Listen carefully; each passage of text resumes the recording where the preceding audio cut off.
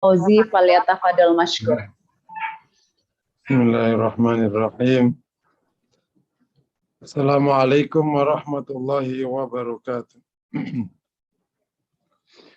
Alhamdulillahi rabbil alamin, al-malikil haqqil mubin. Asyhadu an la ilaha illallah wa anna Muhammadan abduhu wa rasuluh. Allahumma fasalli wa sallim wa barik ala nabiyyina wa habibina Muhammad wa ala alihi wa sahbihi wa man tabi'ahum bi ihsanin ila yaumiddin, amma ba'd. Peserta kuliah FHI yang dirahmati Allah, kita bersyukur malam hari ini kita bisa bergabung di kuliah FHI. Semoga semua niat amal kita dalam bab ini diterima Allah Subhanahu wa taala. Mempelajari ilmu tazkiyatun nafas itu kayak orang mengalirkan air di botol kecil.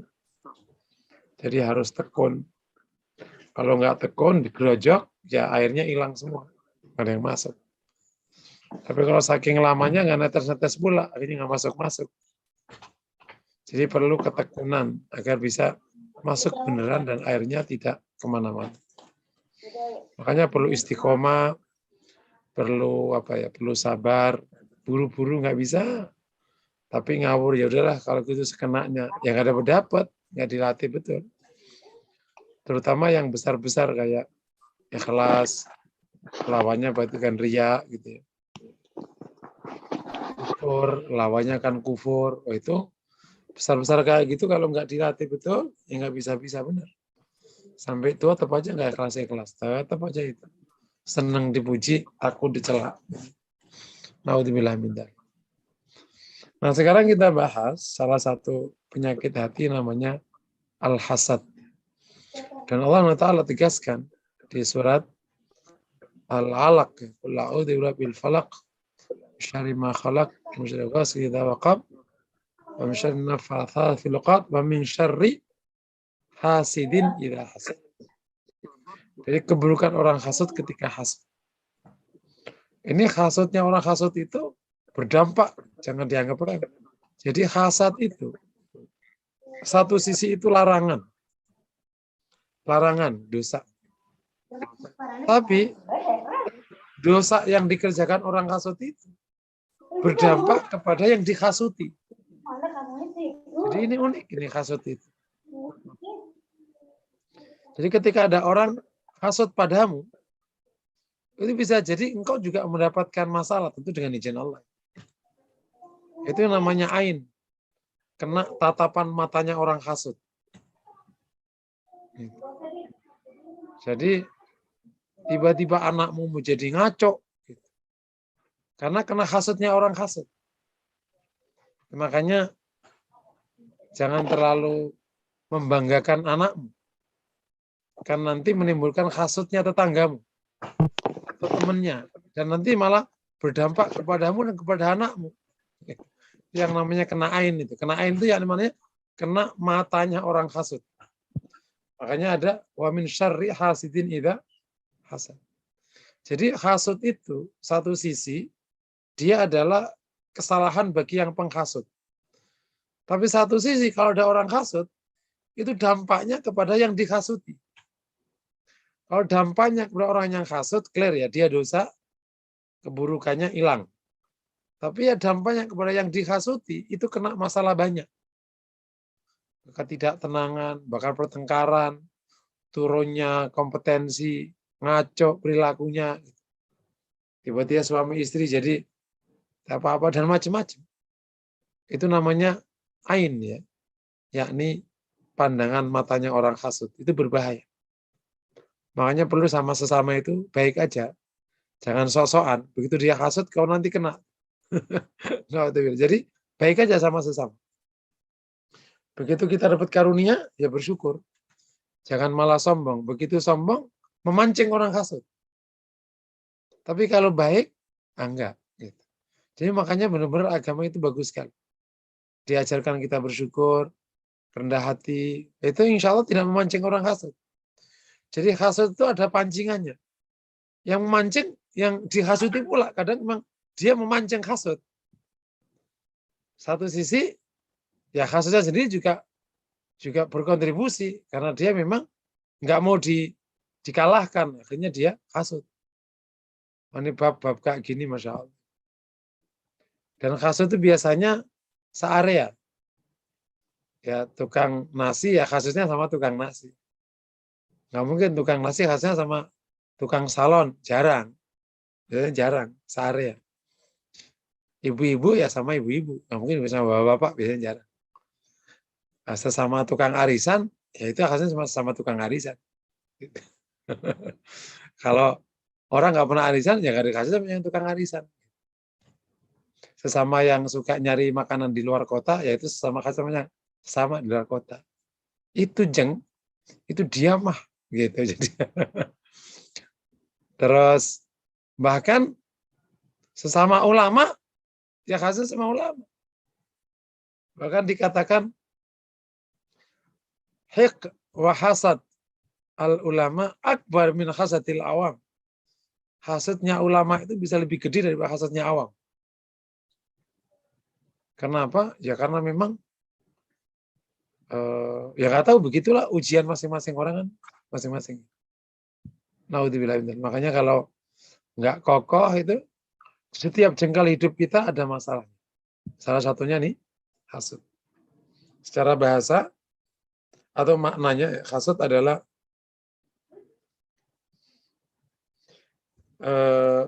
karahiyatu al-hasid li ni'matillahi ala akhihi wa tamannihi zawali anhu. Itu definisi hasad. Yakni kebencian terhadap nikmat itu ada pada orang lain. Dan atau berharap hilangnya kenikmatan itu. Jadi dia dengan bahasa lain ya, orang nggak suka ketidaksukaan seseorang terhadap kenikmatan itu jatuh pada orang lain. Ya biasanya orang dekatnya ya, kalau orang jauh kan jarang.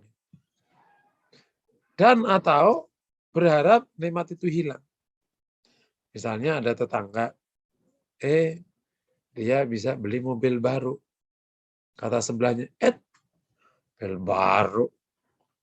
Itu mah paling juga kredit. Begitu benar ketarik sama dia, nah lo syukur. Belagu sih lo. Nah, itu namanya nggak suka ada kenikmatan. Nah, kalau dulu di kelas, rebutan ranking. Begitu dapat, ya dia pasti itu nyogok. Apaan gitu. Nah, itu namanya tidak suka ada kenikmatan turun pada orang lain. Atau kalau di awam ya, di awam banget. Rebutan pasangan. Dia dapat pasti itu diguna-guna. Mana mungkin mau sama dia, mesti nggak sama aku. Nah, gitu. Itu namanya hasadnya. Jadi karahiyat al-hasid li ni'matillahi ala akhi wa raghbata izalati anhu. Tapi hasad tidak selalu harus ada keinginan hilangnya. Makanya dengan satu saja udah cukup masuk kategori hasad. Jadi dia nggak suka Allah kasih gitu. Dalam bahasa lain itu nggak suka ada orang lain dapat kenikmatan dari Allah. Maunya itu dia. Gitu. Nah, makanya berharap kenikmatan itu hilang dari orang itu. Bahkan syukur-syukur pindah ke dia. Itu sudah. Tapi satu dari dua ini sudah masuk kategori hasad. Tidak suka kenikmatan itu ada pada orang lain, dan atau ingin hilangnya, dan atau jatuh ke dia. Itu lebih lagi itu. Hilang dan jatuh ke dia. Itu sudah hasadnya tingkat tinggi. Ya. Allah SWT tegaskan di beberapa ayat masalah ini. A'udzubillahi minasyaitonirrajim. Am yahsuduna an-nasa ala ma atahumullahu min fadli. Faqad atayna ala Ibrahim al-kitab al-hikmah wa atainahum mulukan 'azima. Surat An-Nisa ayat 50. Apakah orang-orang itu hasud pada orang? Apakah mereka hasad pada orang yang Allah berikan kepada mereka dari karunia Allah? Sungguhnya kami telah berikan keluarga Ibrahim itu kitab dan hikmah, dan kami berikan mereka kerajaan kekuasaan yang besar. Itu salah satu kan menyindir atau mengajari atau nasihati orang Quraisy ketika Yahudi ketika risalah itu jatuh ke Rasulullah, bukan ke keluarga Yahudi. Nah, padahal Allah telah berikan kepada keluarga Ibrahim, ya berarti kan termasuk mereka. Diberikan kitab, Ismail dapat, Ishak dapat. Dikasihkan hikmah, dapat hikmah. Bahkan juga dikasihkan kekuasaan. Gitu. Ada keturunan Ishak yang dapat kekuasaan, Sulaiman. Ada yang keturunan Ismail dapat kekuasaan. Salah satunya Rasulullah SAW. Jadi udah sama. Kenapa harus hasud? Gitu. Nah, itu Yahudi kan hasud karena risalah jatuh kepada Rasulullah SAW.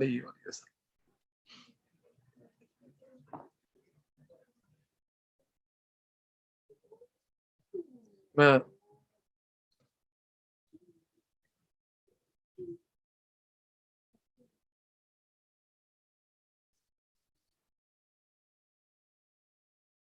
Aisyah radhiyallahu taala anha qalat kana Rasulullah sallallahu alaihi wasallam ya'muruni an astarqi minal ain.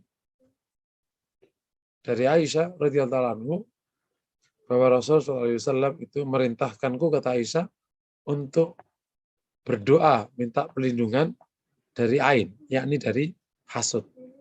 Ain itu maknanya pandangan mata, yakni pandangan mata orang hasud.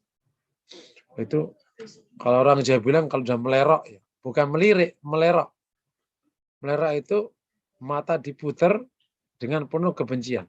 Nah, itu namanya melerok. Dan melerok itu bahaya sekali. Jadi perlu berdoa, perlu minta perlindungan kepada Allah dari hasudnya orang hasud.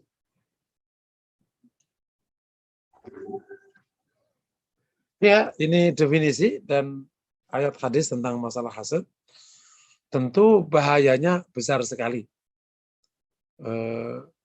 Tentang bahaya besar sekali ya, karena dia merupakan haram, dilarang oleh agama. Rasulullah SAW mengatakan, bersabda dari hadis Abu Hurairah, hadis masyhur an Nabi Hurairah radhiyallahu taala anna Rasulullah sallallahu alaihi wasallam qala la tahasadu wa la tanajashu wa la tabaghadu wa la tadabaru wa la yabi ba'dukum ala ba'i ba'd kunu ibadallahi ikhwana. Al muslimu akhul muslim la yadrimuhu wa la yahqiruhu wa la yahduluhu fattaqwa ha huna wa yashura sadi thalatha marrat fi hasabi imri'in min asy-syarri ay yahqiru akhahu al-muslim wal muslimin ala muslim haramun damuhu wa maluhu wa irduhu. Hadis panjang ya. Dari Abu Hurairah radhiyallahu taala anhu bahwa Nabi sallallahu alaihi wasallam bersabda, la tahasadu, artinya jangan saling hasud. Jangan saling najis, ya. Wala tanajas. Najis itu apa itu? Jangan saling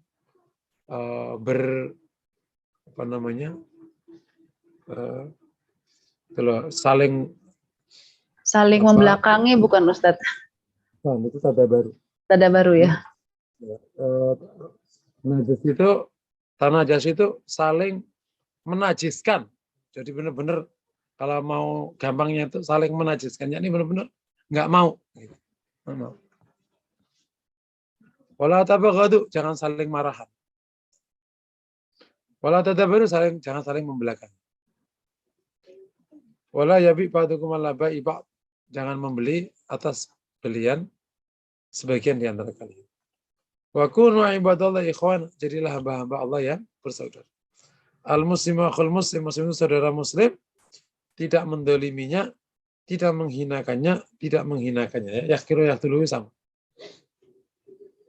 Fattaqwa hahuna. Takwa itu ada di sini. Wa yusyir sadri, dan Nabi memberikan isyarat kepada dadanya. Takwa itu ada di hati, bukan di mulut. Bukan pula di peci. Bihasabi imri'in minasyari ayakhira akhahul muslim, cukup bagi orang mukmin itu mendapatkan keburukan jika ia menghinakan saudaranya muslim. Makanya ini ya, selama masih muslim, tidak murtad, awas. Selama masih muslim dan tidak murtad, mohon kita tidak menghinakan. Apapun alasannya. Kita boleh benci atas satu ulah perbuatan. Tapi jangan sampai menghinakan orang. Selama dia, Rasul mengatakan, gitu tadi, cukup bagi orang itu dikatakan buruk karena dia menghinakan saudaranya yang muslim. Sesungguhnya, ini kenapa ini? Bergerak. Oke. Setiap muslim, atas muslim itu haram hartanya, haram darahnya, harta dan kehormatannya. Ini tidak boleh disentuh. Kehormatannya nggak boleh, darahnya nggak boleh, dan darahnya, hartanya, dan kehormatan. Ya, demikian pula Rasul menyebutkan betapa bahayanya hasud, yang hukumnya haram tadi. An-Nabi radhiyallahu taala anhu qala Rasulullah SAW, iyyakum wal hasad, fa innal hasada ya'kulu hasanat kama ta'kulu narul hatab.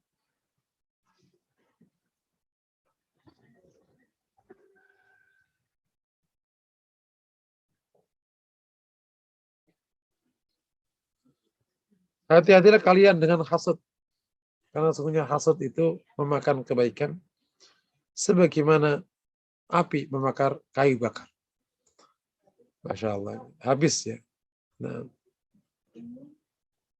Nah, salah satu alasannya, Bapak Ibu serta yang dirahmati Allah, kenapa demikian dimurkai Allah itu hasad? Salah satu alasannya karena orang ini tidak ridha atas keputusan Allah. Kan yang memberikan kenikmatan pada orang lain atau saudaramu itu kan Allah. Terus apa hakmu nolak? Memang dunia ini punya nenekmu. Nah gitu kalau bahasa gampangnya. Kau aja nggak punya, nenekmu aja nggak punya. Serah-serah Allah lah. Mau yang jadi siapa kek, yang kaya siapa, yang dapat pasangan siapa, serah-serah Allah lah. Kenapa ente jadi pusing begitu? Kecuali dunia punya nenek. Dan faktanya bukan nenek yang punya Allah SWT. Jadi terserah Allah. Allah kasih ke siapa ya kita ridha. Makanya di dalam dakwah itu termasuk kenapa kita tidak boleh terlalu tegang. Dakwah sekalipun itu kita nggak boleh tegang. Karena kalau tegang kita sendiri yang terjebak kekeliruan. Saking inginnya memenangkan agama, kita sampai bisa kemana-mana melakukan tindakan kesalahan, melampaui batas. Makanya dalam dakwah itu kita tidak boleh tegang, suruh rileks. Ya, ada ayat yang sangat tegas di Al-An'am ayat 35. Al-An'am ayat 35. A'udzubillahi minasyaitonirrajim. Wa in kana kabura 'alaika ay araduhum fa in istata'ta an tabtaghiya nafaqan fil ardi aw sulaman fis sama' fa ta'tiyahum bi ayah walau syaa Allahu la jama'ahum 'alal huda fala takunanna minal jahilin. Jika berpalingnya orang kafir dari Allah, dari engkau, itu membuatmu berat sekali. Maka kalau kau mampu, buatlah terowongan di dalam tanah. Atau kau buat tangga ke langit. Dan kau datangkan ayat kekuasaan Allah kepada mereka. Agar mereka bisa masuk Islam atau bisa benar. Bisa dapat hidayah. Walau sya'allah jama'ahum 'alal huda. Kalau Allah mau, Allah sudah satukan mereka, kumpulkan mereka dalam hidayah. Maka jangan sekali kau ini jadi orang bodoh. Bayangin aja. Jangan sekali-kali kau termasuk orang yang bodoh. Jadi kalau ada orang yang tidak beriman atau orang fasik, ingkar, rileks aja kita. Paham? Tugas kita apa? Tugas kita wa ma'alaika illal balagh. Kau menyampaikan, berdakwah. Nggak mau, ya udah. Yang masuk neraka dia, masa kita yang susah? Kalau bahasa guyonya gitu. Gitu. Jadi benar-benar kita nggak boleh sampai sedih berkelanjutan gara-gara itu. Karena nanti bisa kemana-mana. Jadi oleh karena itu semuanya perlu moderat, sabar, rileks. Ya sudah kita jalani. Dan banyak sekali. Jadi ridha atas apa yang Allah putuskan. Termasuk ya ilah. Ini orang gak pernah sholat kayak raya. Lah kita udah sholat gak pernah. Lah biarin aja, kenapa ente repot? Kok repot? Ya dia kaya, biarin dia kaya. Lo kagak punya ya udah syukuri aja gitu. Bener gak? Ya Allah, muka kakak ganteng, istrinya keren banget. Lah, biarin aja. Kenapa ini mau jadi repot kayak orang mau kebelet aja gitu. Udah nyantai aja. Kalau Allah kasih, kalau kagak ya udah, namanya juga hamba kan. Paham ya? Jadi karena nanti kalau begitu nanti ikut hasut. Ya Allah, orang muka demek kayak begitu, kayak raya. Ya ilah. Lo biarin aja. Jadi benar-benar kita harus rileks dalam hidup itu. Karena kalau enggak, itu nanti bisa kemana-mana penyakit. Termasuk penyakit hasut. Karena di lapangan itu benar-benar anomali. Gitu. Yang pinter waktu kuliah, karirnya kepentak-pentak. Yang paling blow on, karirnya melejit. You know. Kalau kan surveinya begitu kan surveinya. Orang yang paling pinter itu, dia cenderung menjadi dosen dan peneliti. Ya kan? Karena orang pinter ini emang disuruh ke tengah susah. Orang pinter.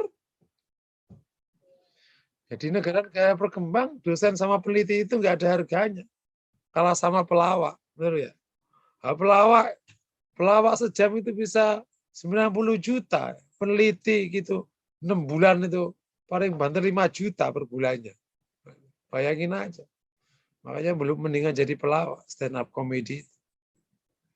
Nah, sementara di bisnis itu justru rata-rata sekolahnya nggak tamat. Nah, mungkin kalau saya melihat Allah itu maha adil ya. Orang yang bodoh ini kan waktu sampai kuliah kan nggak ada harganya ya di teman-temannya. Lo lulus aja udah beruntung lo ini. Jadi kan nggak ada yang keren waktu kuliah kan yang pintar-pintar kan. Nah, begitu sudah selesai kuliah, dunia akan dibalik. Yang pintar-pintar tidak keren lagi, kalah sama yang bodoh-bodoh. Yang bodoh-bodoh bisnisnya lancar. Kenapa? Karena dia eksekusi ya, eksekusi. Kenapa dia berani? Nah, kan dia nggak punya pikiran, berani aja. Yang pintar-pintar ya kelamaan mikir, nggak dagang-dagang, jadi mikir mulu. Jadi ini kalau kita tidak kokoh hati kita, itu bisa hasut. Bisa hasut kayak dunia yang anomali-anomali. Makanya kami ulangi lagi,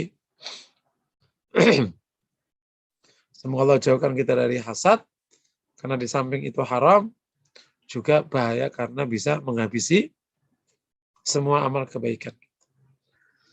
Nah, salah satu dampak hasad, ya, selain yang terkait langsung dengan akhirat itu, orang hasad itu hidupnya nggak bahagia. Ada ungkapan dari Hukamaul Arab. Nah, kalau lupa nama. Maknanya gini. Layar tahul hasud. Gitu. Orang yang hasud tidak akan bahagia. Nggak akan pernah lapang hidup. Lah kalau ada setiap orang dapat karunia, lo sakit hati. Sementara tetanggamu itu aja udah ada 100. Berarti kan 100 kali sakit hati.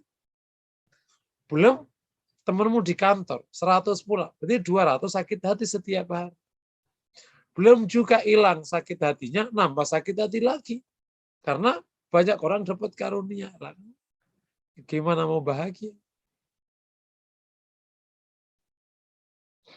Berikutnya, dampak dari hasud pula ya.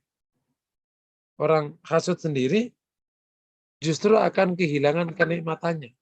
Jadi kebalik. Kan inginnya kenikmatan orang itu hilang. Malah yang terjadi kenikmatan dia yang hilang. Kenapa coba? Jadi orang hasud itu kayak penonton. Fokusnya bukan mengembangkan dirinya, tapi repot dengan urusan orang. Sampai dia lupa dirinya jadinya. Sama-sama ngewarung nasi. Setiap pagi konsentrasi, itu warung baru itu pasti pakai jampi-jampi. Aku kan tahu masaknya. Wong juga nggak enak. Terus akhirnya ngelihat, bener kan? Gak mungkin jam 7 sampai sudah ada 40 orang masuk. Padahal enak masakan kita. Masa kita nggak pernah masuk? Jadi setiap hari ngurusin orang. Lah yang dirinya nggak pernah diurus. Lama-lama dia yang mati sendiri. Jadi orang khas itu rugi dunia akhirat. Udah di akhirat habis kebaikannya, kemudian dia juga nggak pernah bahagia. Dan kayak gitu dirinya juga hilang kenikmatannya. Jadi dunia akhirat sudah habis. Jadi semoga kita jauh dari bab ini, jauhkan. Jadi semoga Allah membuat hati kita lapang aja. Seneng. Kalau ada saudara muslim bagus, alhamdulillah saudaraku. Nah kalau pingin gimana? Minta sama Allah, nggak usah hasut. Tinggal minta sama Allah kan maha kaya. Bukan, kok dia sih yang dapat? Ya ilallah, ya Allah berikan kami karunia. Kelar, minta sama yang punya. Gitu. Terus apa lagi? Ya Allah itu anak tetanggaku bagus-bagus. Ya Allah, minta. Ya udah minta sama Allah. Bukan menghasuti yang Allah kasih. Nah, hasud ini muncul diprovokasi oleh banyak sebab. Banyak sekali sebab. Tapi ya mungkin saya sebutkan beberapa. Tapi sebelum kami jelaskan, silakan kalau ada pertanyaannya. Sudah 30 menit kelihatan. Kita padahal. Ya, baik. Jazakallah khair Ustadz untuk paparan di awal tentang penyakit hati bab hasad ini ya. Masya Allah. Banyak sekali hal-hal yang memungkinkan kita untuk menjadi hasad pada orang lain. Ternyata ada dampaknya menjadi penyakit ain ya. Masya Allah.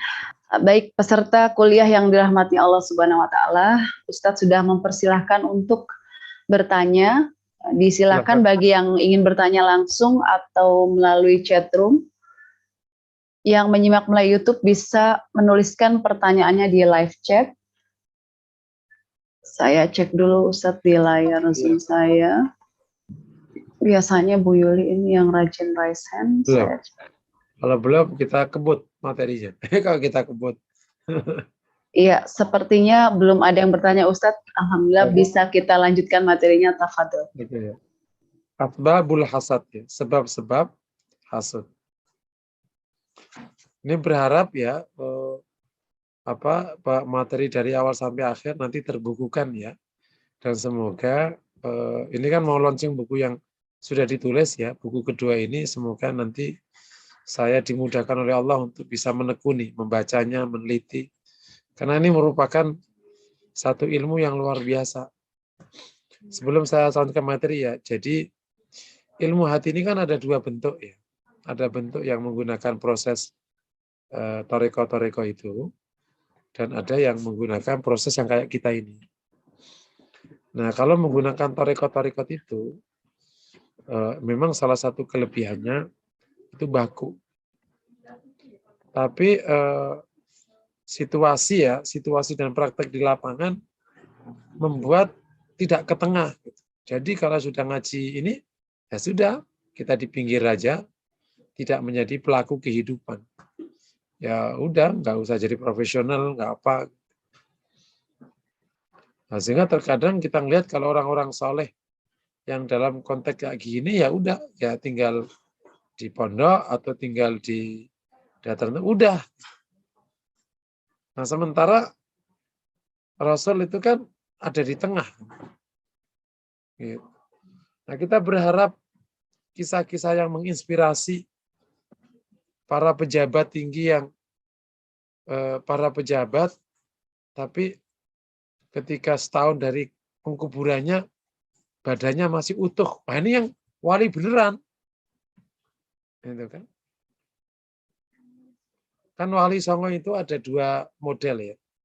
Ada yang kayak Sunan Ampel, ada kayak Sunan Gresik, Sunan Muria, ada yang kayak Sunan Gunung Jati yang ada di tengah. Ini juga bagian dari model-model yang perlu kita, nah, sehingga saling mengisi. Ya kalau masyarakat yang memang sudah nggak kuat hiruk pikuk, ya sudah minggirlah.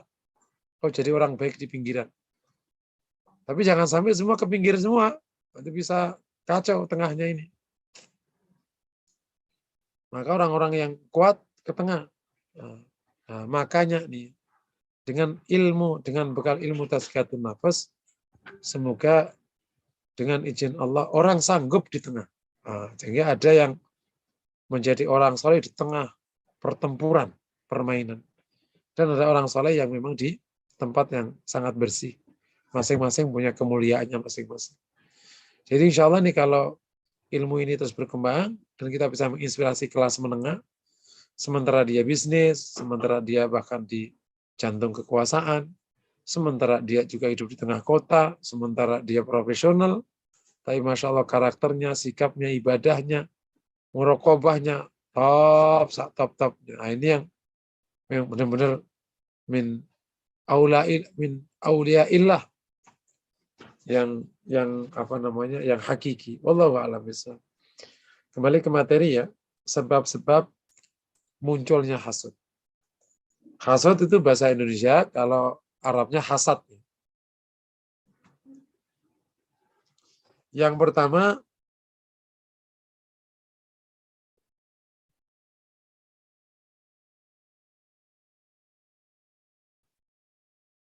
adanya permusuhan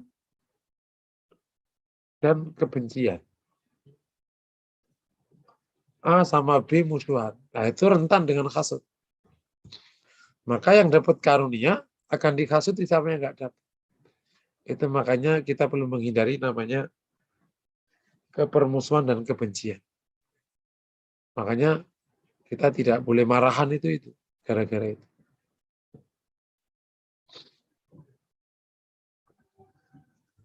Nomor dua,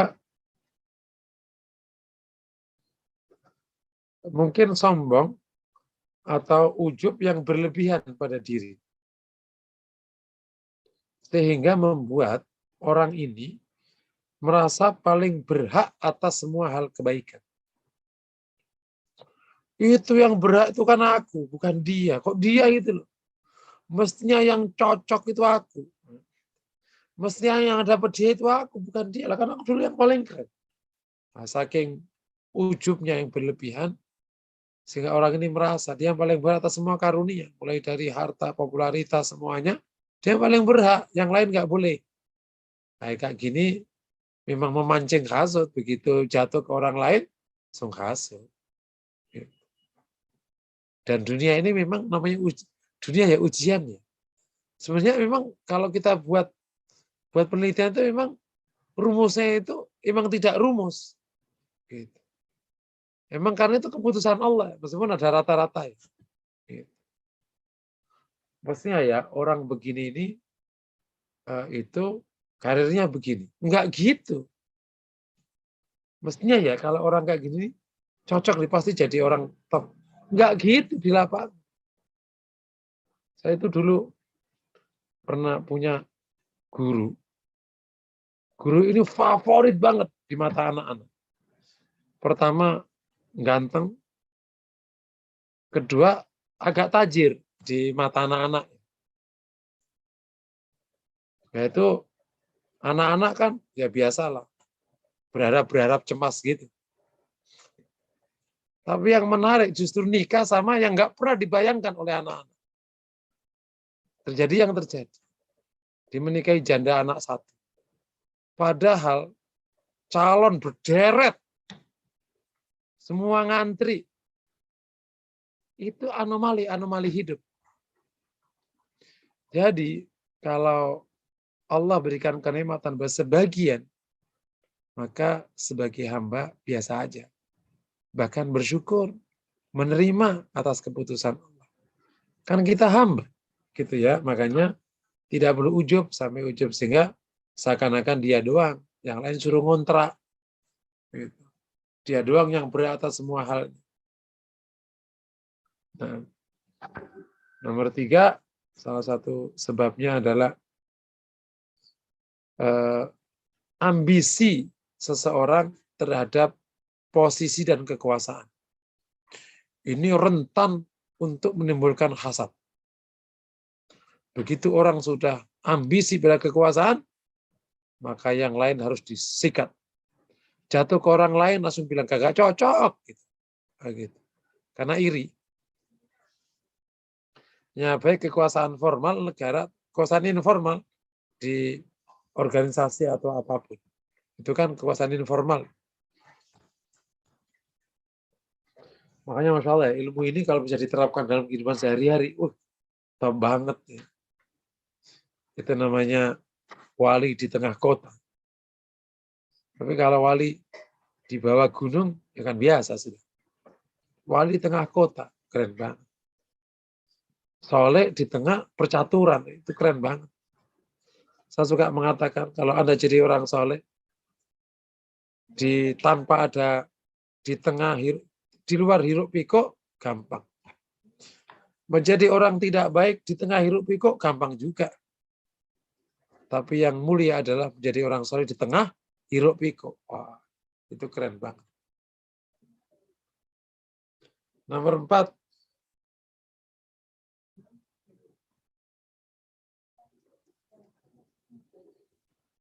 terlalu zalimnya orang yang dihasuti. Jadi orang yang dihasuti itu bisa menjadi pemicu lahirnya hasut.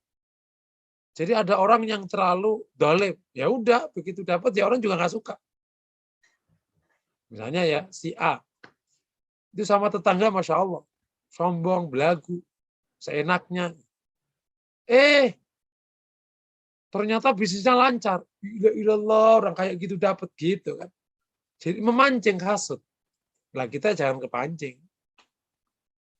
Jadi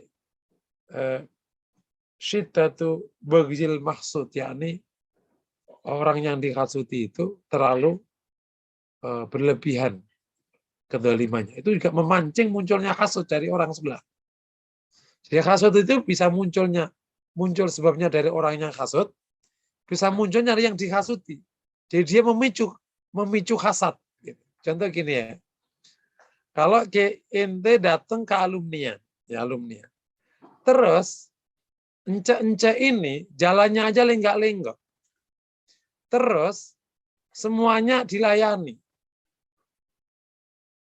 sopirnya bawa, anak buahnya bawa, ya kan orang langsung kencep ya, lah gua amos ini orang.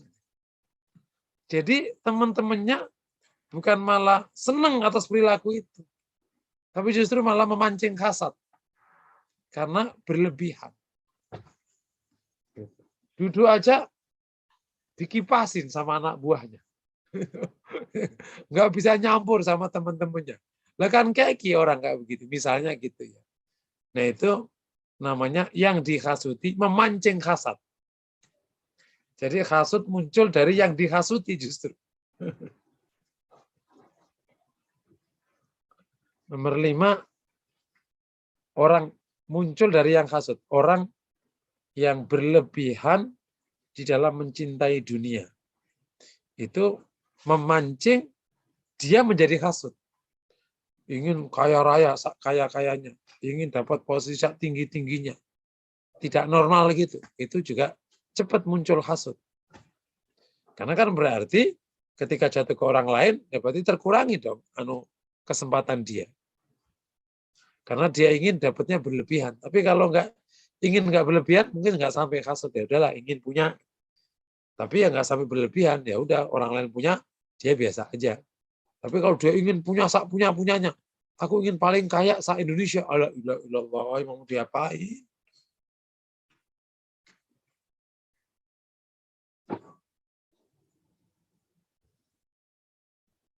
Nomor 6, orang terlalu sombong dan suka menghinakan orang. Itu memancing hasud.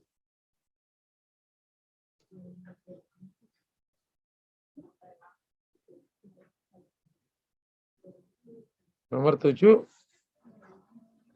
termasuk menjadi sebab orang yang dihasuti itu terlalu berlebihan menampakkan kenikmatan.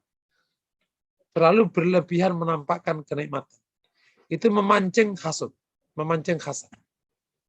Jadi ulang lagi ya, sebab hasad itu bisa muncul dari yang hasud, bisa muncul dari yang dihasuti. Dan yang menarik, hasudnya orang hasud itu berbahaya pada yang dihasuti. Makanya kita jangan memancing. Jadi hasudnya orang hasud itu bukan hanya membahayakan yang hasud, tapi yang dihasuti juga mendapatkan bahaya yang namanya ainil hasid, matanya orang hasud itu. Itu bahaya sekali. Terakhir sebabnya tidak ridha atas keputusan Allah atau meridha bil qada'i wal qadar. Udah enggak ridha, ya udah bisa. Oke, Bapak yang dirahmati Allah ya. Sudah kita jelaskan tentang asbabul hasad, sebab-sebab hasad. Kalau ada pertanyaan dipersilakan. Nah, ya baik, jazakallah khair Ustadz. Ini izin saya bacakan ada 2 pertanyaan yang masuk di chat room. Yang pertama dari Ibu Tri. Assalamualaikum Ustadz, mau bertanya.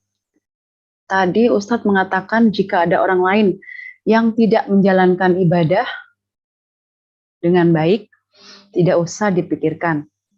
Pertanyaannya, jika orang tersebut adalah keluarga atau mungkin bagian dari saudara kita, bagaimana kita harus bersikap? Karena bagaimanapun juga kita tidak bisa mengabaikan, tidak akan bisa diam saja karena termasuk dari keluarga kita. Mohon jawabannya Ustaz. Tafadhol. Oke. Mohon mohon berpikir jernih dan berpikir pas ya. Ayat tadi yang saya baca itu tidak sedang menyuruh kita mengabaikan tentang adanya kemaksiatan. Tetapi disuruh kita tidak berlebihan di dalam menyikapi hadirnya kemaksiatan. Sehingga malah merusak dai itu sendiri. Ketika terjadi kemaksiatan, apalagi kekufuran, kadang orang tuh berat sekali sampai nggak bisa tidur. Sedih, merasa marah. Kenapa kok Islam ini kalah? Kenapa yang benar ini kalah? Nah, dampak dari berlebihan menyikapi keadaan itu, akhirnya malah orang ini bisa bersikap buruk. Jadi akhirnya marah-marah, malah maki-maki, dan seterusnya. Itu yang dilarang. Tidak boleh merasa keberatan. Nah, bukan berarti ayat Al-An'am 35 ini membuat kita akhirnya abai. Nah, makanya ada 2 kutub ekstrim yang terjadi di lapangan. Yang pertama, orang yang sangat berlebihan menyikapi semua dinamika dakwah. Sehingga berat, sakit. Dan saya kemarin ada jamaah, umurnya udah 70. Masya Allah, melihat situasi itu, dia itu nggak bisa tidur. Nggak bisa tidur. Padahal dia hanya seorang pensiunan yang hanya ngurus musola. Lah kan? Tapi yang dipikirkan negara, dunia. Lah kan kasihan bapaknya kan? Ya, akhirnya kemarin kita diskusi, udah lega. Saat lega, alhamdulillah lega saya Ustaz. Gitu. Karena cukup mengganggu kesehatan. Nah, itu namanya berlebihan. Nah, kemudian berlebihan yang kedua, itu nggak peduli. Mau ada orang maksiat, mau kagak, mau Islam kuat, yang kagak, ya udahlah. Yang penting gua selamat. Nah, itu dua-duanya kagak boleh. Yang benar itu ada ghiro. Kita cemburu bahwa ada kemaksiatan, tapi moderat saja. Ya udah cemburu ini, tapi ya sudah. Ya. Jadi apa sih ya, jangan sampai salah tangkap loh ya. Nah, untuk saudara kita yang belum ibadah, ya harus diurus. Jangan sampai ketidakibadah itu membuat kita nyaman, itu diurus, tapi nggak usah lebay. Berlebihan sampai akhirnya nggak bisa tidur. Gimana kalau dia mati suul khotimah, gimana dia masuk neraka? Ya bagus pikirkan kayak gitu, cuman bang, sholatnya masih bang, lo kalau mati suul khotimah lo rebus neraka mau lo, gitu. Lo diem aja lo, adik belagu banget sih. Nah, ya tetap aja diajak, tapi ya udah kalau nggak mau ya udah besok aku datang lagi lah. Akhirnya mau. Lo berisik sih, ya udah deh gue mau sholat deh. Nah gitu dong, abang yang baik. Nah kan gitu tuh. Jadi tetap nasihatin tapi ya kita relax. Jangan sampai kok kita malah jadi sedih sampai kemana-mana, malah nggak bisa makan, nggak bisa tidur. Nah, repot kita jadinya. Nah, gitu ya. Wallahu a'lam. Ya, baik Ustadz, izin saya bacakan pertanyaan kedua dari Ibu. Sebentar nih Ibu Ius Rosmiati. Assalamualaikum Ustadz, mau tanya di luar tema, bagaimana hukumnya kalau memutus silaturahmi? Misalnya teman yang bilang secara terang-terangan untuk memutuskan silaturahmi. Bagaimana sikap saya menghadapinya Ustadz? Mohon penjelasan, jazakallah khair. Mungkin sekarang ini ada fenomena ini Ustadz ya, kita memang harus menyambung silaturahmi, tapi ternyata menyambung silaturahmi dengan yang satu, tapi memutus dengan yang lain. Mungkin ini bisa senada ya jawaban atau pandangan dari Ustadz mengenai orang yang memang akan memutus silaturahmi kepada kita, ya dengan secara eksplisit atau tidak, nampaklah seperti itu. Sementara digaungkan kita harus menyambung silaturahmi, tapi pada kenyataannya menyambung dengan satu, tapi memutus dengan yang lain. Bagaimana menurut pandangan Ustadz? Iya. Ya itu namanya dapat satu min satu. Ya gitu ya. Jadi kalau beribadah itu jangan satu min satu. Satu dapat satu lagi. Kayak nyambung ke orang lain, mutuskan yang lain kan satu min satu. Kayak baik sama istri tapi nggak baik sama orang tua, satu min satu. Atau dibalik, baik sama ibu tapi istri nggak bagus, satu min satu. Bagus sholatnya tapi nggak bagus akhlaknya, satu min satu. Jadi akhirnya nol terus, nggak dapat nilai plus. Nah di konteks ini, saat kita memang menyambung, sambunglah. Nah kalau kita nggak setuju sama orang, nggak setuju aja, nggak usah putus silaturahimnya. Makanya perlu ngelola namanya kebencian. Kebencian itu tidak boleh dibiarkan jalan begitu aja seenaknya. Harus diukur sama saya. Ini kebencian ini boleh apa nggak boleh? Oh nggak boleh. Ya udah berarti ditata hatinya. Benci sama istri sendiri kan bahaya. Ngapain sih lo deket-deket gua? Bang, aku ini istri. Nggak boleh benci sama istri. Gitu. Atau cinta tapi sama orang lain. Kan nggak boleh. Jadi sekelola. Nah bisa jadi putus silaturahim itu karena kebencian yang nggak terkelola. Yang kedua, karena berlebihan dalam konteks pendapat. Pendapat itu kan ada dua hal ya. Kalau ada usul atau furu, pokok atau tidak pokok. Kalau tidak pokok, rileks aja. Cuman gara-gara cara dakwah biasa aja. Yang pokok aja kita suruh bijaksana, yang pokok kan. Islam sama kufur itu kan pokok, itu aja suruh bijaksana kok. Apalagi yang bukan pokok. Metode dakwah, ya udah rileks aja. Memang sih kadang orang muslim besar terlalu apa aja longgar. Emang gimana kan menghidup kayak gitu. Jadi tahu saya sih ini bukan subjektivitas pendapat saya. Ini memang kajian yang cukup dalam dan akibat dari pengalaman lapangan yang cukup lama. Sehingga insya Allah apa yang kami sampaikan semoga itu mendekati kebenaran. Jadi masalah pendapat moderat aja, jangan berlebihan. Sehingga nanti kayak misalnya debat di grup BA, ya nggak usah, biasa aja. Berlebihan sama alumni, punya putus gara-gara tertentu. Ya udah ya kita berbeda ya. Tapi yang lain kan masih sama, lo masih sholat gak? Masih, ya udahlah nggak apa-apa. Kan berbeda satu case, pokok-pokok masih sholat nggak? Masih, ya sudah. Zakat? Ya sudah. Masih itu nggak? Judi? Enggak, udah taubat. Ya sudahlah. Bagus lah kalau kayak gitu. Nanti kita ngaji. Gitu. Jadi mana yang berbeda, mana yang tidak berbeda kan masih bisa dicari. Kita harus pandai-pandai merajut. Gitu. Wallahu a'lam. Ya, baik. sudah tidak judi karena sudah menang jadi insaf gitu ya. Masya Allah.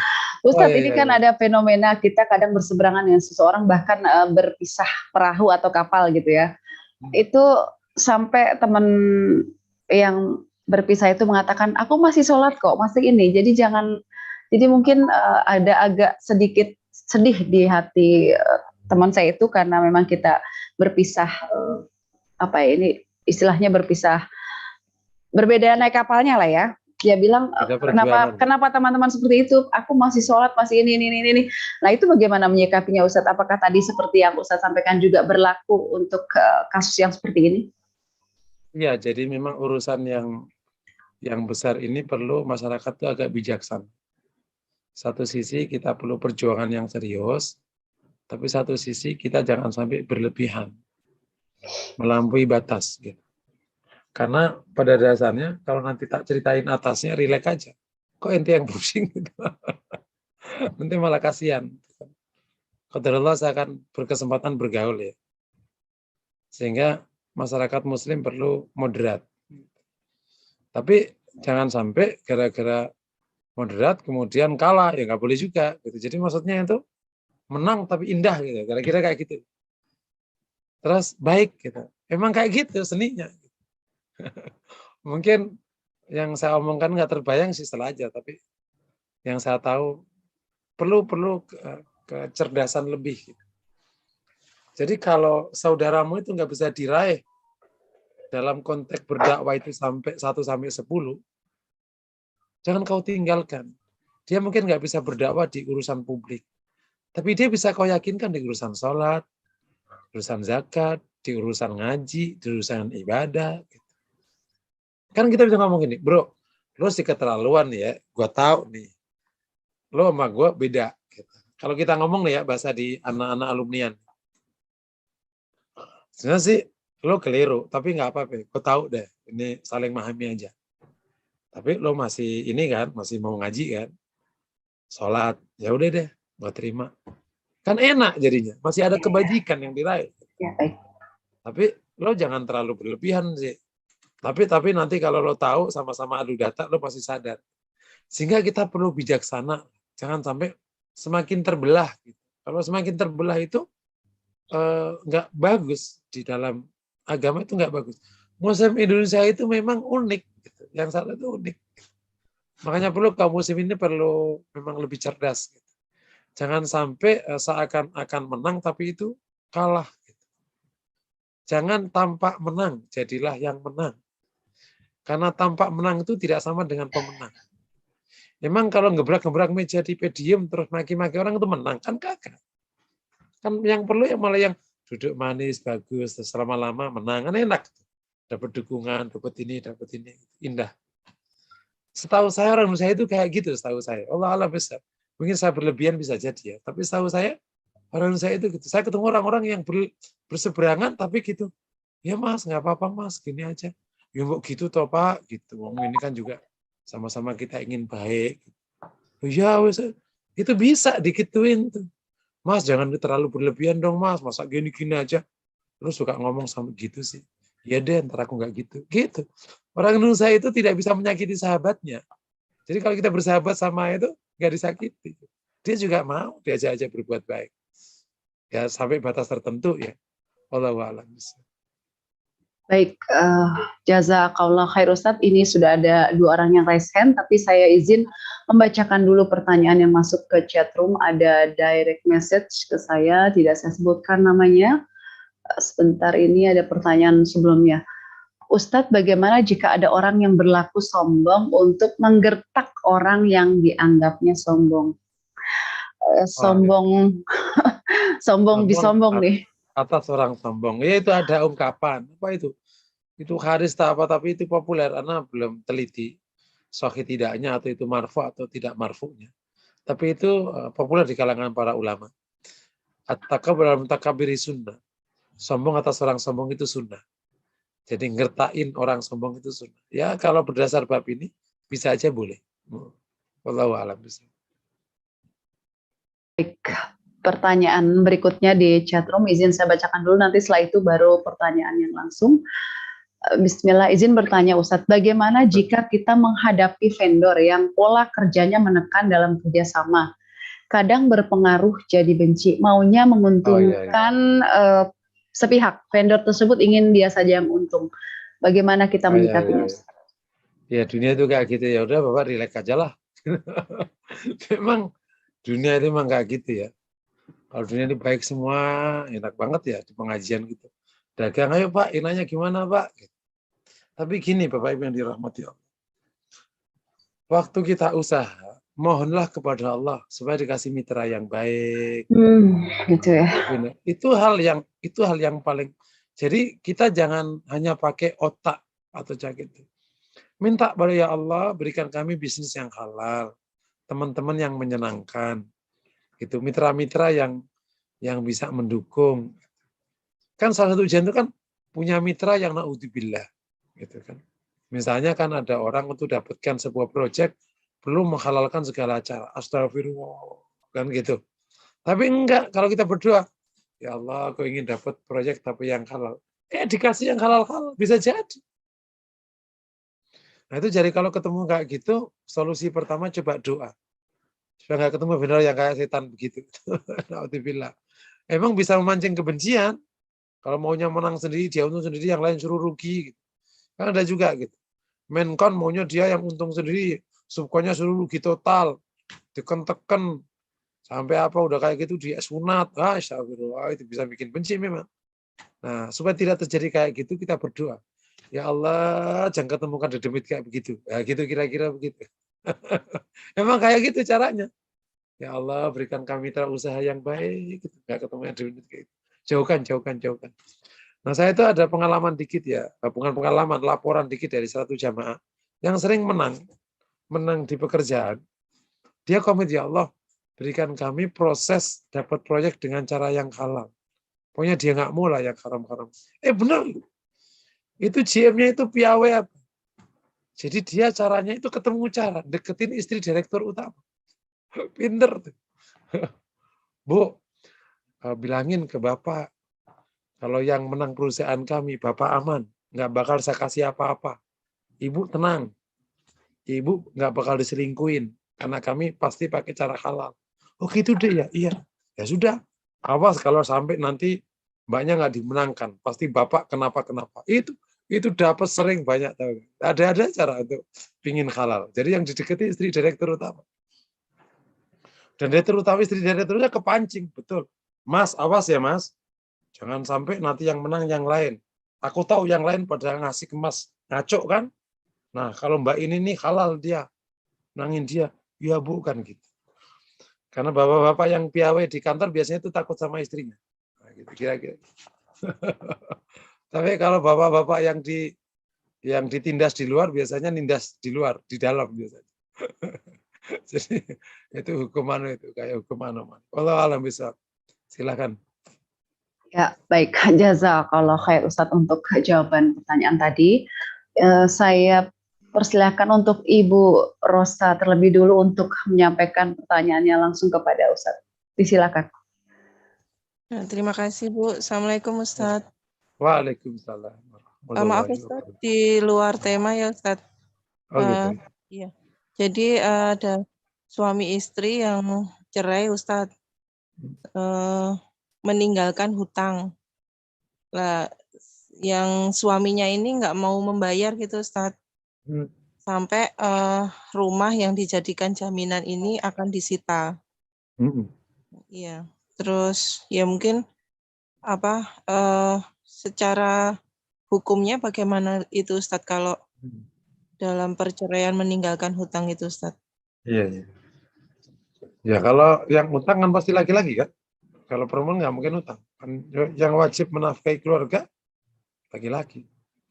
Kecuali wanita ini utang tanpa izin suaminya untuk keperluan di luar keluarga. Itu yang nanggung ya yang utang. Seandainya yang utang itu istrinya, tapi untuk keperluan keluarga dan atas izin suaminya, yang nanggung suaminya. Apalagi jika yang utang suaminya. Yang Suaminya utang boleh lah. utang suaminya Ustadz. Ya udah yang nanggung suaminya. Istrinya tenang aja.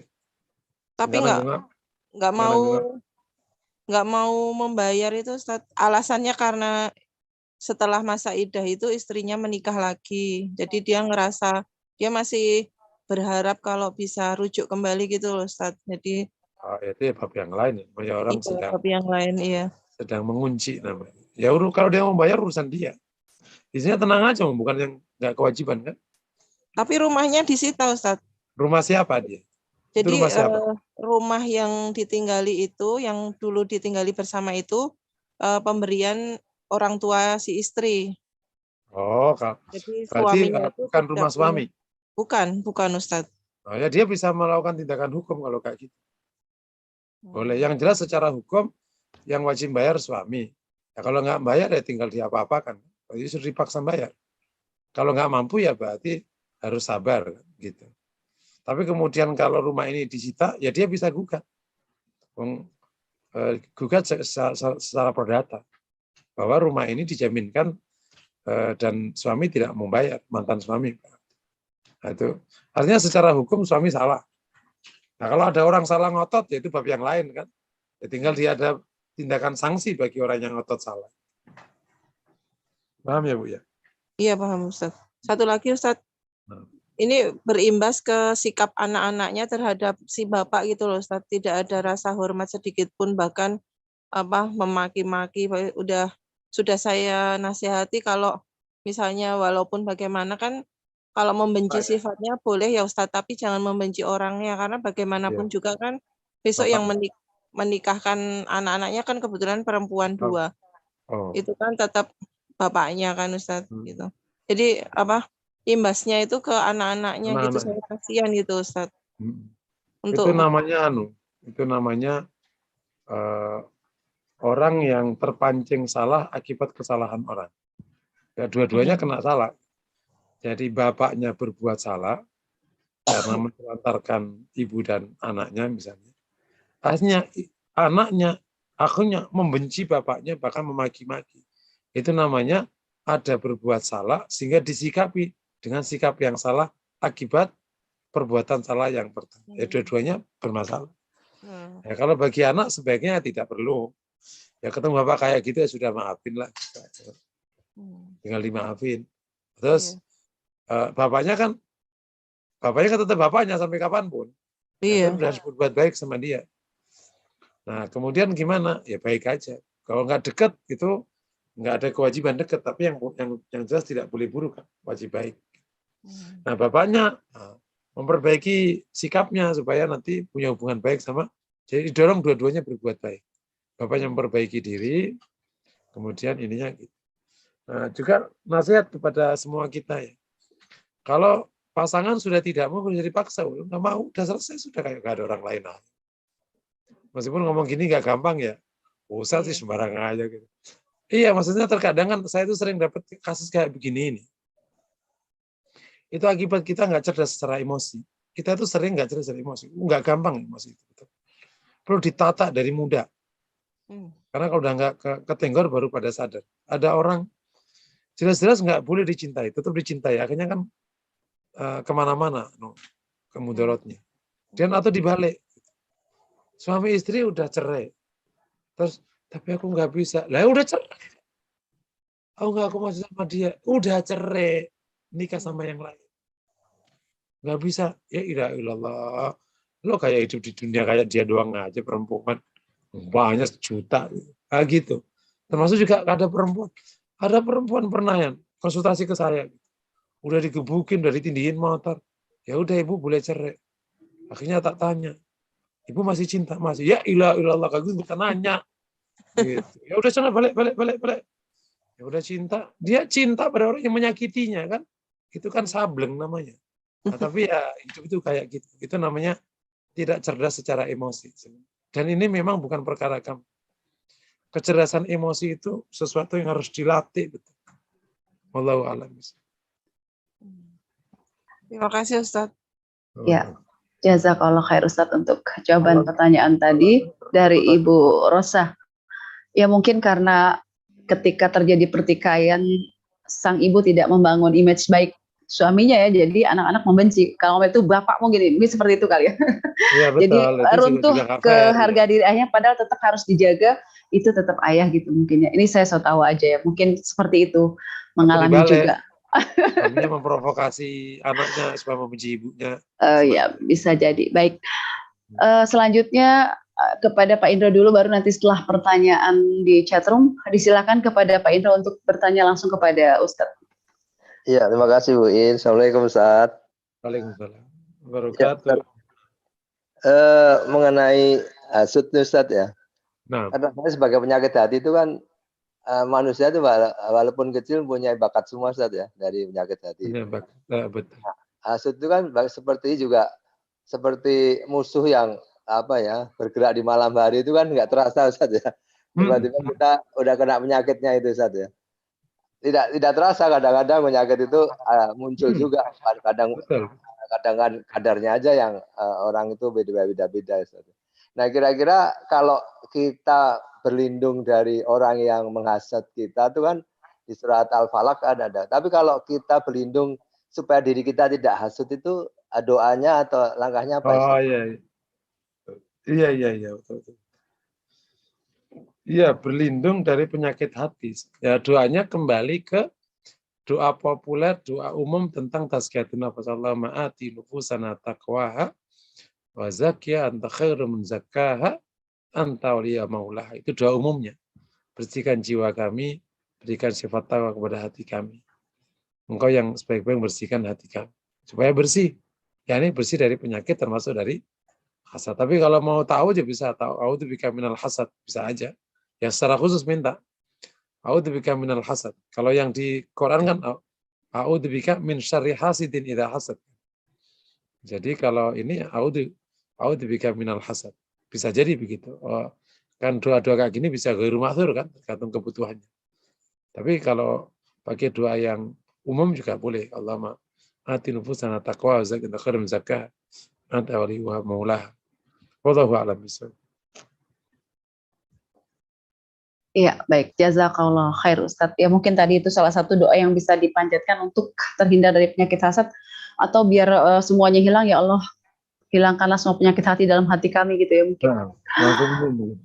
Kalau ikhtiar ini Ustadz, ikhtiar dari apa ya langkah-langkah kita secara apa namanya ya secara real ya Ustadz ya. Ini sekaligus menjawab ini Ustadz, mungkin saya ada pertanyaan juga bagaimana menghindari penyakit hati, mungkin bisa digabungkan ya. Baru setelah itu nanti ada pertanyaan lain. Apa Mbak? Menghindari penyakit hati ya? Menghindari penyakit hasad Ustadz. Senada dengan yang Pak Indro tanyakan, mungkin bisa sekaligus. Jadi gini, kan kalau kita tahu sebabnya, berarti yang pertama hindari seluruh sebabnya tadi. Ada 9 ya, atau 8 tadi. Itu dihindari. Baik dari sudut kita supaya tidak memancing orang hasad, atau dari sudut kita supaya tidak hasud, gitu kan? Kita kan bisa menjadi dua agen ya, bisa menjadi yang hasud atau bisa yang dihasuti kan? Nah kita sebagai dua sisi ini perlu menjaga, jangan sampai misalnya jangan sampai sombong, jangan sampai berlebihan menampakkan kenikmatan, gitu. Makanya pakaian ya biasa aja. Gitu. Jangan sampai misalnya datang ke pengajian yang rata-rata pakaiannya ke 200, kok bawa pakaiannya 15 juta. Biasa aja. Gitu. Jadi memancing orang, wow, gitu kan. Jadi akhirnya bisa hasud. Gitu. Itu yang pertama ya. Semua sebab hasud dihindari. Yang kedua, secara khususnya, mulai memperbanyak syukur kepada Allah. Hasud itu muncul karena kan dia ingin dapat lebih. Nah, lebihnya itu di orang lain. Nah, jadi hasud. Gitu. Tapi kalau dia merasa sudah dapat banyak, kan nggak pingin dapat dari sebelahnya lagi. Udah banyak kok. Gitu. Jadi bersyukur kepada Allah. Syukur itu luar biasa. Jadi kalau syukur itu, orang lain itu nggak ada yang jadi musuh. Gitu. Ketemu teman yang jabat, mas, sukses. Jadi nggak merasa, woi jabat deh, gue jadi rakyat. Biasa aja. Gitu. Bro, lo dulu kan paling blow on ya di kelas ya. Sekarang lo jabat nih, gue jadi rakyat lo. Terus kenapa? Ya nggak cocok muka lo, ya biasa aja. Gitu. Jadi syukur aja. Syukur pada Allah SWT, syukur sekali itu ketemu siapapun rileks. Ya udah kita bersyukur pada itu temenmu sekarang kaya raya. Ya udah bersyukurlah dia kaya. Lo kan miskin. Ya gak apa-apa miskin. Kenapa jadi pusing lah? Paham ya? Syukur. Yang kedua, yang ketiga, kalau sudah bisa syukur, dinaikin. Ridha. Kalau udah ridha, insya Allah selamat dari hasad. Ridha atas keputusan Allah. Gitu. Nah, itu latihan itu insya Allah semoga bisa hilang hasad atau terhindar dari hasad. Allah. Baik, Ustaz. Ya. Sekarang Ustaz, saya lahir. Ya, Masya Allah luar biasa. Ternyata penyakit hati ini lebih sulit menyembuhkannya dari batuk, pilek, dan lainnya ya. Masya Allah luar biasa. Ada ini Bu In, ada ungkapan di masyarakat Jawa. Kalau watuk itu ada konidin. Bikin merek. Tapi kalau watak nggak ada. Masya Allah, Masya Allah. Watuk dan watak. Watuk pakai daun saga, nek watak ya harus ini seperti ini ikut kelas atau kuliah tazkiyatun. Masya Allah. Yang belum tentu juga bisa menyerap sekaligus. Jadi berharap positif karena ada kisah batu yang terkena tetesan air itu. Jadi mungkin prosesnya tidak bisa instan. Baik Ustadz, ini saya bacakan satu lagi pertanyaan di chat room berarti dengan demikian tadi pertanyaan Dr. Sri Wahyudi sudah terjawab ya untuk bagaimana menghindari sifat hasad. Jadi saya bacakan satu pertanyaan lagi, ini pertanyaan titipan. Jauh ini Ustadz dari Party. Ustadz, benar nggak orang yang memiliki penyakit hati akan berdampak dengan penyakit secara medis? Contohnya kalau orang yang sering dendam, dia akan sesak nafas atau liver.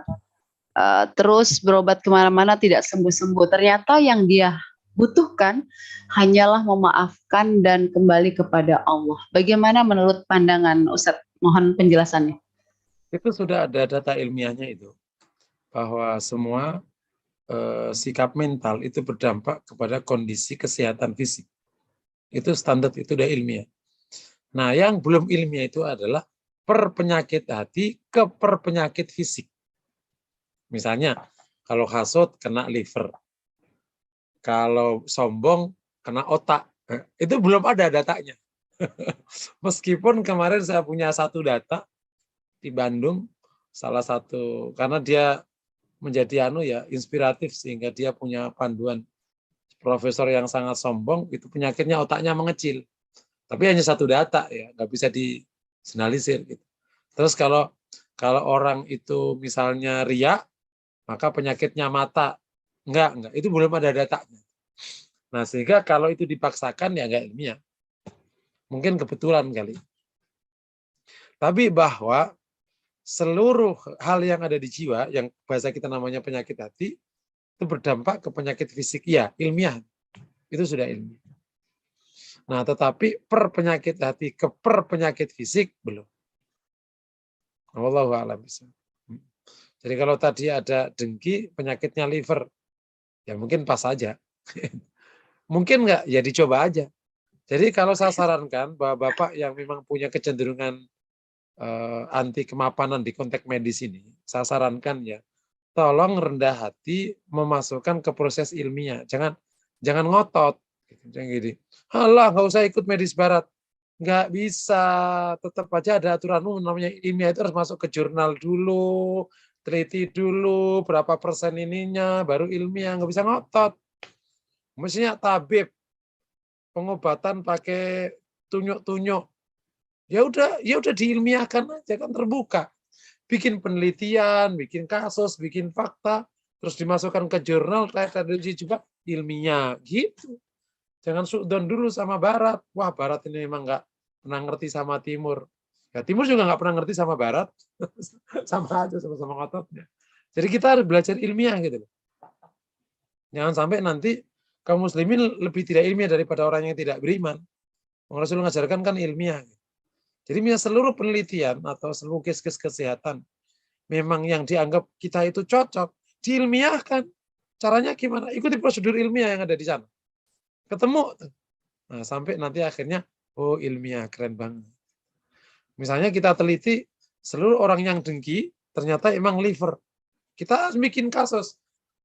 Penelitian terhadap 1.200 orang Indonesia yang dengki, itu punya penyakit liver. Udah, clear. Sudah itu. Data ini sudah mewakili. Terus bikin lagi penelitian baru lagi. Sudah, ilmiah itu sudah. Nah itu cukup kan kayak gitu-gitu. Wallahu a'lam.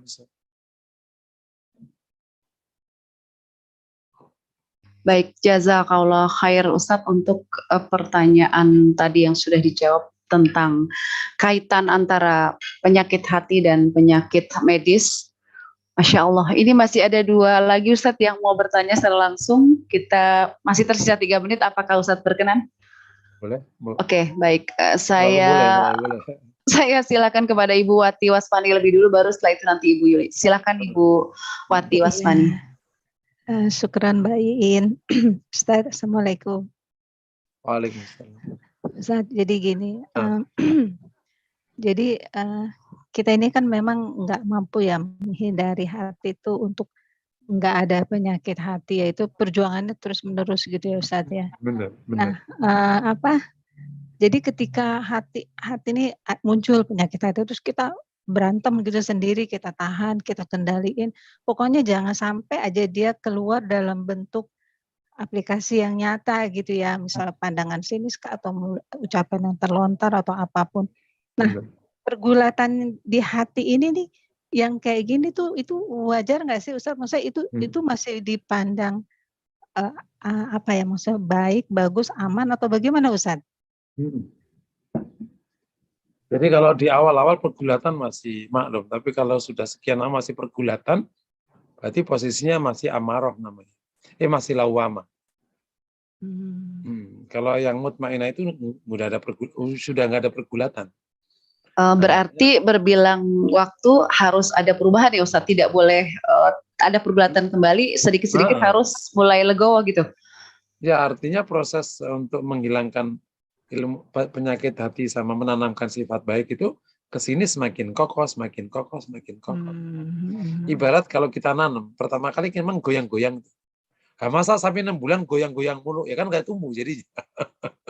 Jadi awal-awal kan masih goyang tuh, lama-lama kan kokoh, akarnya kan nancep, terus tumbuh tuh kayak gitu. Nah sekali 2 kali, misalnya tahun ini kita bergulat, katakan ya, tahun ini bergulat di 2, 3, 4 penyakit. Tahun depan sudah selesai nih, ganti lagi yang lain. Lama-lama sampai masa tertentu, semoga selesai. Ini ngomongnya gampang ya, Masya Allah. Ini di lapangan memang bergulat. Makanya lagi-lagi di bab ini perlu minta pertolongan sama Allah. Kalau nggak ditolong sama Allah nggak bisa. Minta tolong sama Allah. Semoga Allah jaga hati kita apa gitu. Insya Allah. Iya, baik Ustaz. Ya itu tidak bisa dihindari juga. Iya. Hanya Allah yang bisa membersihkan hati kita. Iya. Baik, jadi antara usaha diri tapi juga tetap minta doa supaya bisa cepat fix hatinya ya Ustaz. Kokoh, ya kan, tapi quluban ala taati itu kan salah satu contoh. Nah. Iya, udah mantap gitu. Jazakallah khair Ustaz. Iya. Wah ya, kalau secara teori idealisme ya idealnya. Kalau seluruh sifat yang udah kita pelajari udah mantap di hati, Masya Allah. Itu luar biasa itu. Itu luar biasa. Nah. Iya, baik Ustaz. Ya.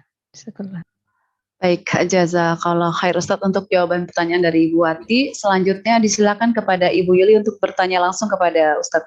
Tafadhali. Assalamualaikum Ustaz. Waalaikumsalam. Wabarakatuh. Mungkin sedikit menyimpang. Sebentar Ustaz. Mungkin sedikit menyimpang, tapi saya ingin menyoroti tentang Tibun Nabawi Ustaz ya. Selama ini kan akhir-akhir inilah katakanlah tren lah gitu Ustaz ya di kalangan umat Islam tentang Tibun Nabawi gitu Ustaz ya. Nah, bagaimana memposisikan Tibun Nabawi itu di tengah-tengah pengobatan medis Ustaz? Karena kesannya gitu ya, enggak bukan enggak ilmiah sih, cuman kadang-kadang berlebihan gitu Ustaz. Jadi ngotot aja dengan yang Tibu Nabawi itu gitu. Tidak menafikan bahwa memang betul ada hadisnya, tapi bagaimana kedudukan hadis itu sendiri terhadap konteksnya sekarang gitu, Ustaz.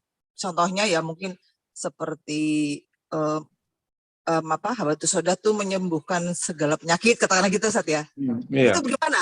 Apakah kalau kita tidak percaya itu sepertinya kita tidak menerima hadis itu atau bagaimana gitu, Ustaz ya? Terima kasih. Iya, jadi Tibu Nabawi ini kan satu bab ya. Nabi memberikan panduan-panduan kesehatan. Nah, yang pertama kita itu ada kesahihan hadisnya, itu ada clear. Nah, kalau belum sahih ya nggak bisa diapa-apakan. Yang kedua adalah cakupan makna dan tafsirnya harus clear. Nah, ini juga perlu dipahami oleh semua para pelaku. Yang ketiga adalah implementasi dari makna itu ke kehidupan. Salah satu contohnya, kebetulan saya itu punya murid yang menegur tapi almarhum sudah. Masya Allah. Dia sampai belajar ke China, terus belajar tentang masalah ini. Dan dia anggap termasuk pakar macam-macam lah di konteks yang menyebutnya pengobatan timur. Salah satu contohnya habas sauda. Habas sauda itu kan bunyinya umum. Nah, di dalam medis itu ada namanya takaran, disebut dengan apa itu? Kalau di luar namanya apa? Takaran itu namanya apa? Jadi kalau obat segini harus dosis. Nah, di dalam hadis itu kan belum dijelaskan dosisnya. Nah, sehingga perlu tambahan pendalaman. Hadis itu kemana? Kan harus nyari hadis yang lain, macam-macam. Nah, terjadilah salah satu case yang dihadapi sama murid saya itu, seseorang terjadi pengentalan darah akibat minum habas sauda berlebihan. Nah, sehingga terjadi pengentalan darah. Nah, case kayak gini ini yang saya sebut sebagai kaum muslimin itu jangan alergi terhadap proses ilmiah. Keyakinan itu wajib. Tapi mengilmiahkan sesuatu yang masuk wilayah ilmu itu juga menjadi sunnah. Kalau sudah bicara kesehatan harus ilmiah, gitu. Karena supaya diterima siapapun. Oh iya, betul. Nah, ini yang nggak sabar. Makanya terkadang kita itu posisinya bukan masalah benar salah. Karena mental menang kalah yang mau menyebabkan kita menjadi tidak keren itu. Mentalnya udah kalah duluan. Jadi udah berontak duluan gitu. Seakan-akan sama barat itu harus berhadapan. Gitu. Padahal ilmiah aja gitu. Misalnya bahwa faktanya memang ada case-case tertentu di lapangan yang misalnya penghambatan macam-macam. Jadi lakoni aja, ntar juga ketemu juga ujung-ujungnya. Misalnya kalau kita ingin menginginkan habas sauda, ya udah diteliti, di lab, di mana, sebagaimana proses farmasi standar. Gitu. Wah, barat nggak pernah fair sama kita. Ya udah yuk menang kalau kayak gitu. Wong orang kalah kok ngotot. Di mana-mana yang menang pasti yang bener kan di mana-mana. Jadi biar kita juga sadar gitu. Apalagi mengilmiahkan perkara apalagi gitu. Sama. Ada teman kan, misalnya kemarin dapat penelitian. Dia bukan orang medis. Dia masuk wilayah medis kan. Kan dikat sama dokter. Coba kalau dia mau rendah hati sama orang medis. Mas, aku punya penelitian. Aku ini orang teknik. Kan aku nggak boleh dong masuk ke duniamu. Coba mau nggak kamu sama aku? Diakui di duniamu. Boleh nggak? Boleh, pasti diterima. Karena itu memang dunianya. Kayak misalnya saya ustadz. Terus masuk ke dunia medis. Saya nggak dokter, nggak apa. Ya nggak diterima lah. Makanya harus masuk ke dunia sana. Diilmiahkan. Nah, gitu kira-kira.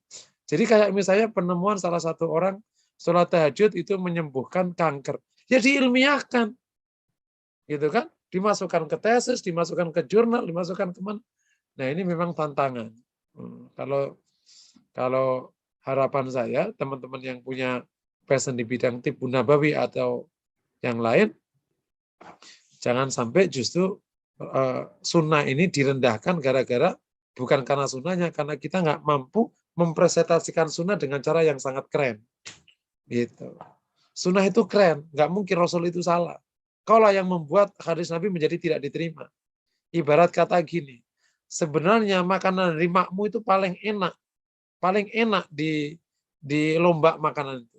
Tapi karena kau memang orangnya belibet dan memancing kebencian panitia, akhirnya makanan sama makmu ditaruh di rak, bukan diikutkan di lomba. Kayak gitu-gitulah kira-kira. Sunnah Nabi itu keren banget. Tapi karena kau nggak mampu mempresentasikan yang keren, sehingga akhirnya orang lain nggak terima. Padahal luar biasa.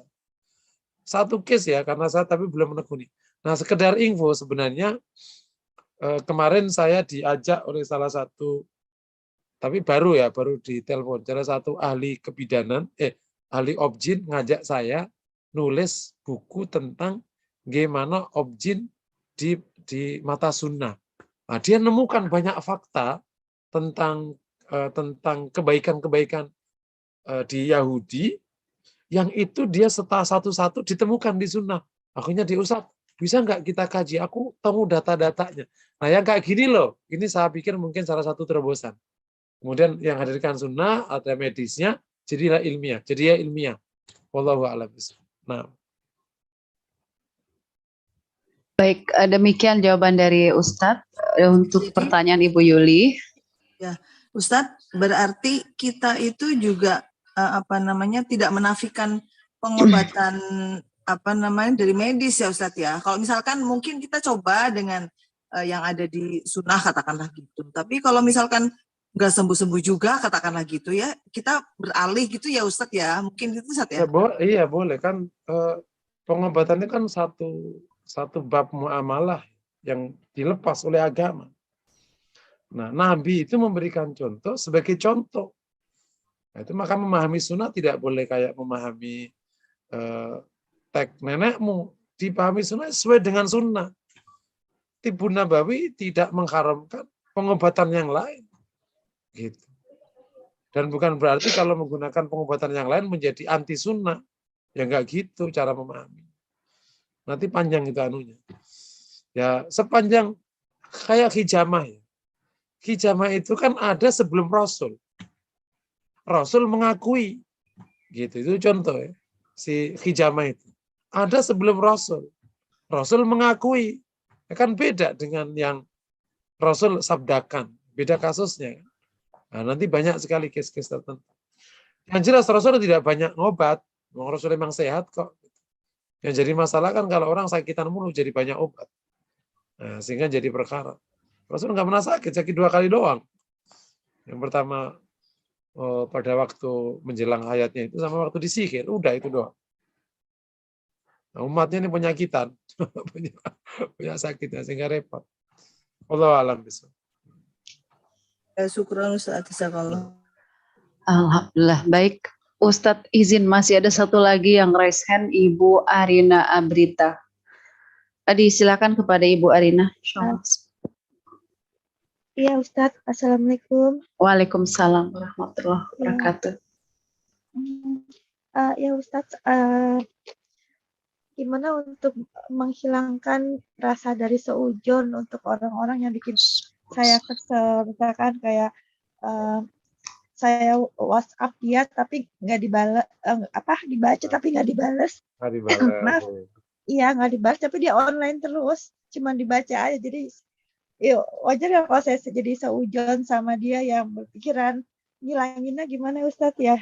Ini kan penyakit hati juga ya, salah satunya. Iya betul. Makanya ya kalau sama hubungan sama orang itu rileks aja, jangan serius. Oh gitu. Iya. Kita gara-gara nggak dibaca kita sakit hati, biasa aja. Itu yang pertama ya. Jadi apa-apa itu moderat aja. Makanya nggak boleh sama Rasul berlebihan itu. Memang kalau berlebihan itu menjadi gitu. Gara-gara nggak dibaca nggak dibalas saja bisa, kenapa sih dia ya? Dia udah nggak sayang sama aku ya, gitu. Kayak gitu-gitu lebay gitu, biasa aja. Apalagi temenan gitu. Temenan deket di kantor atau di kampus, terus WA-an terus nggak dibalas. Terus sore-sore, kenapa sih kamu udah nggak sama aku ya? Udah punya circle lain ya? Ya ilah kayak dunia ini. Biasa aja. Jadi membuat apa aja itu dibuat moderat. Itu membuat jadi meringankan, jangan terlalu berlebihan. Itu yang pertama. Yang kedua, jadi tetap positif ya. Ya, yang kedua, nah kalau pas muncul kayak gitu, istighfar aja. Udah, insya Allah dia baik kok. Nah, oleh karena itu ingatkan, kita kan nggak boleh tergantung ke orang itu nggak. Kan pasti akan sering begitu. Jadi kalau sama orang itu gini ya, ini bahasa aja. Sebagaimana Anda bisa ketemu dan berpisah, maka dengan siapapun juga kayak gitu. Jadi jangan terlalu melanggeng-langgengkan urusan kemanusiaan ini. Memang agak kurang kok gitu sih, betul. Karena kalau misalnya aku ya mau bertemu sama kamu sehidup semati, ya nggak usah, biasa aja. Ntar kalau kamu sudah duduk sayang. Jadi hubungan itu dinormalkan aja, manusiawi aja. Gitu ya. Sehingga nanti nggak muncul hal-hal yang buruk. Wallahu a'lam. Ya, jazakallah khair Ustaz. Terima kasih. Terima kasih Bu. Ya, baik, jazakallah khair Ustaz untuk jawaban pertanyaan dari Arina Abrita. Insya Allah menjadi pertanyaan pamungkas dan alhamdulillah semua pertanyaan sudah tuntas dijawab. Semoga memang jangan berpuas diri dulu karena mungkin masih ada PR lagi mengikis penyakit-penyakit hati, utamanya hasad yang mungkin hinggap dalam kalbu kita atau hati kita. Semoga Allah memberikan kemudahan dan kekuatan bagi kita untuk menghilangkannya sesuai waktu yang dibutuhkan oleh tiap orang ya, karena pasti berbeda-beda penerimaan dan usaha dari tiap kita masing-masing. Baik Ustadz, mungkin kita akan akhiri kuliah kita pada malam hari ini. Sebelum kita berpisah, izinkan saya menyampaikan informasi dari Formula Hati Institute. Bagi peserta kuliah yang ingin memberikan infak terbaiknya bagi kelangsungan dakwah Formula Hati Institute dapat mengirimkannya di rekening BSM dengan kode 451 di nomor rekening 700491734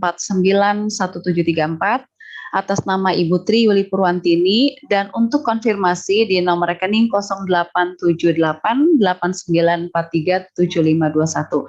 Semoga bermanfaat, membawa keberkahan dan menjadi amal jariah bagi peserta kuliah yang mendonasikan atau memberikan sedikit atau sebagian dari rezeki yang Allah berikan.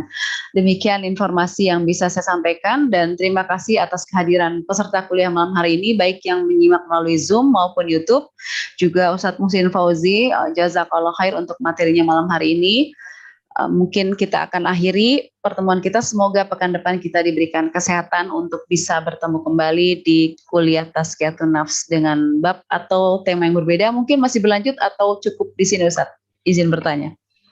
Masih terus Bu, masih ada bab yang agak cukup unik dan jarang sekali terbahas, itu adalah dampak nyata dari hasutan pada orang yang kena yang dihasuti. Itu ada dampak. Berarti ada episode kedua untuk pembahasan hasad ini ya Ustaz? Ya. Insya Allah. Baik, jazakallah khair informasinya. Baik peserta kuliah yang dirahmati Allah Subhanahu wa taala, marilah kita akhiri kuliah kita malam hari ini dengan membaca istighfar 3 kali, astaghfirullahaladzim, astaghfirullahaladzim, astaghfirullahaladzim, dan doa kafaratul majlis, subhanakallahumma wa bihamdika asyhadu alla ilaha illa anta astaghfiruka wa atubu ilaik. Dari saya mohon maaf bila ada hal-hal yang kurang berkenan selama memandu Tazkiyatun Nafs malam hari ini. Saya akhiri, billahi taufiq wal hidayah. Wassalamualaikum warahmatullahi wabarakatuh. Waalaikumsalam warahmatullahi wabarakatuh. Ya. Terima kasih.